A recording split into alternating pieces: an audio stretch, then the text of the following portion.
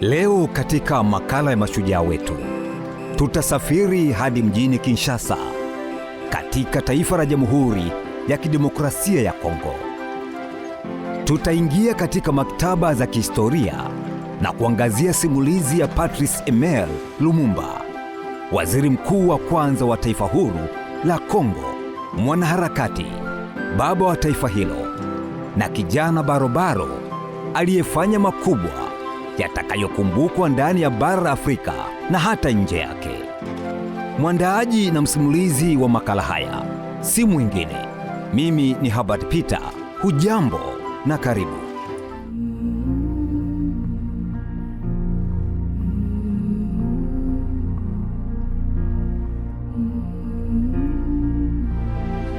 Patrice Lumumba alizaliwa tarehe 2 ya mwezi Julai mwaka 1925 katika familia ya kabila la Watetela, eneo la Katakokombe katika mkoa wa Kasai. Wazazi wake walikuwa Francois Tolenga Oteshima na Julian Wamato Lomeja. Hawa walikuwa ni wafugaji wa kawaida. Alizaliwa kwa jina la Elias Okiti Asombo, jina ambalo baadaye alilibadilisha kuwa Patrice Emery Lumumba. Alikuwa na kaka watatu, mmoja akiwa ni Charles Lokolonga Emery Kalema pamoja na Louis Onema Pene Lumumba. Alilelewa katika maadili ya Kikatoliki. Alianza masomo katika shule ya Waprotestanti, kisha akaendelea na shule za wamisionari wa kanisa Katoliki. Baadaye alipata mafunzo ya utumishi serikalini na kuajiliwa Stanleyville, kwa sasa inajulikana kama Kisangani, ambapo alitumika kama karani wa posta.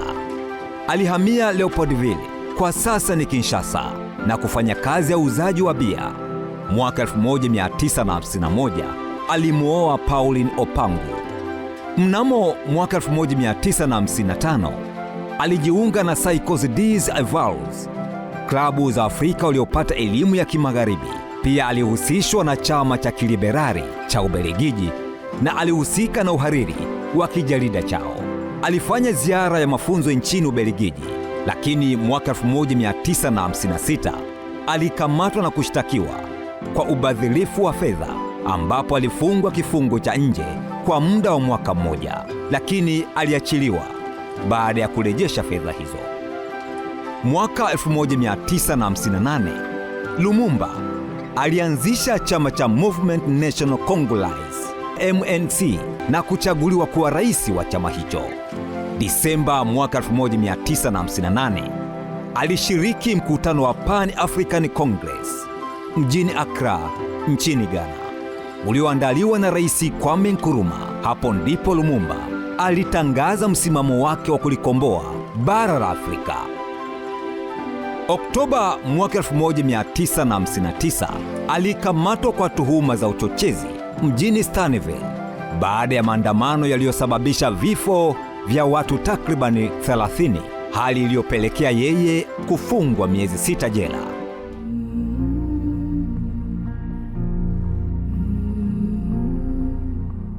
Hata hivyo, chama chake cha MNC kilishinda uchaguzi wa mwezi Disemba mwaka 1959.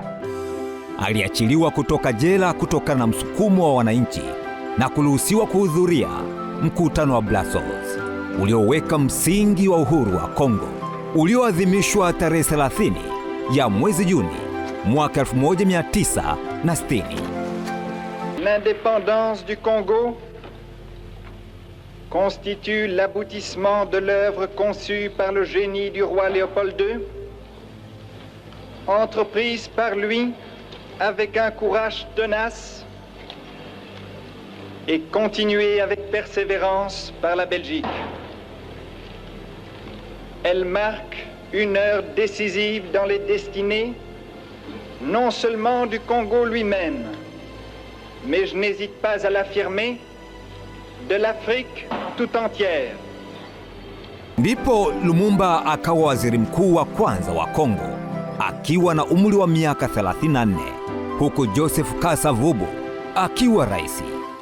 Katika maadhimisho ya uhuru yaliyohudhuriwa na Mfalme Baudouin wa Ubelgiji, Lumumba alitoa hotuba ya kihistoria akipinga kwa ujasiri unyonyaji wa kikoloni licha ya kutokuwa kwenye ratiba rasmi ya wazungumzaji.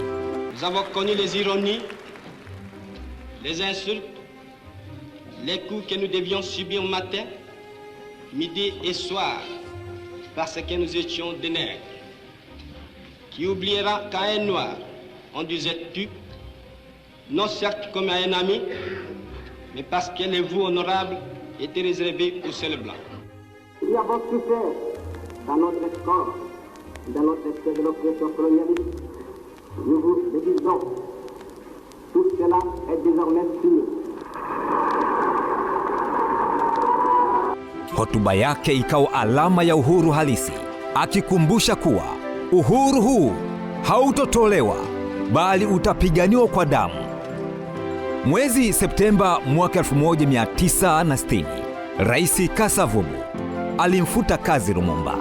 Hali ya kisiasa ikawa tete na Mobutu Sese Seko, kiongozi wa kijeshi, akachukua mamlaka kwa msaada wa mataifa ya Magharibi. Lumumba aliwekwa chini ya ulinzi nyumbani kwake, lakini alitoroka kuelekea Stanleyville. Hata hivyo, alikamatwa tena tarehe 2 ya mwezi Disemba, akapelekwa Thithville, sasa inajulikana kama Mbaza Ngungu. Baada ya wasiwasi wa kuungwa mkono na askari, alihamishwa na kupelekwa Elizabethville, kwa sasa inajulikana kama Lubumbashi, chini ya ulinzi mkali wa serikali ya Katanga na maafisa wa Ubelgiji.